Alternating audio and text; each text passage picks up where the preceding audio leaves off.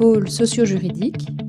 Quelle est ta fonction au sein du planning familial? Je suis assistante sociale, je suis juriste et médiatrice et on est le pôle socio-juridique. Qui vient vous voir?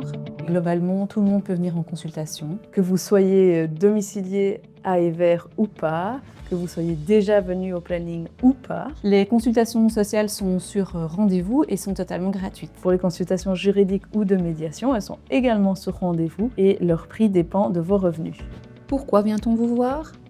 Elle passe la porte pour toute démarche sociale et administrative. Il y a des jeunes qui vont venir pour des questions liées à leur logement, que ce soit pour être autonomisés, pour rechercher un logement, pour rechercher un job étudiant. Il y a des personnes qui ont des difficultés dans leur démarche administrative et qui ont des difficultés à utiliser un ordinateur, un GSM pour effectuer ces démarches administratives. Il y a aussi des personnes qui peuvent être victimes de violences, que ce soit conjugales ou autres, et qui ont besoin d'un accompagnement pour savoir quelle démarche effectuer. Les gens viennent me voir dans le cadre de la médiation pour les aider à résoudre de manière amicale, amiable, un conflit de nature familiale, par exemple une séparation, par exemple des questions de succession, d'héritage, par exemple des questions de contact entre les membres d'une famille. Les gens peuvent aussi venir me voir dans le cadre des consultations juridiques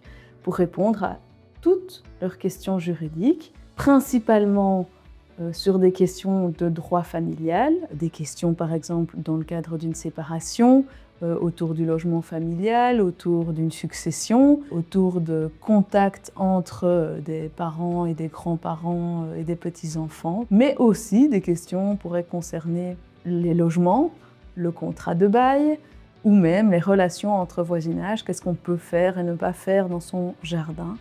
Quel est le lien entre l'assistante sociale et les autres services? Je peux servir de relais quand il y a des questions sociales ou administratives qui apparaissent pendant les consultations, soit psychologiques, soit médicales. Les collègues viennent m'en parler, on discute, j'apporte un éclairage.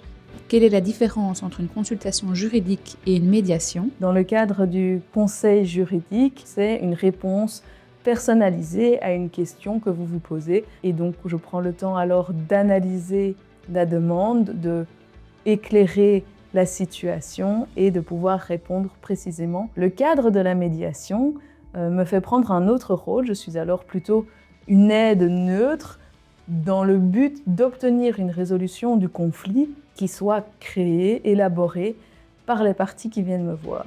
Quelle est l'interaction entre les deux rôles? On se rend compte que la plupart des questions qui nous sont amenées ont toujours et une dimension sociale et une dimension juridique, et que donc en collaborant, en parlant des situations, on se permet d'apporter une réponse plus globale à une situation qui pourrait vous poser difficulté. On collabore régulièrement pour apporter des éclairages socio-juridiques avec justement nos deux points de vue. Bienvenue au planning.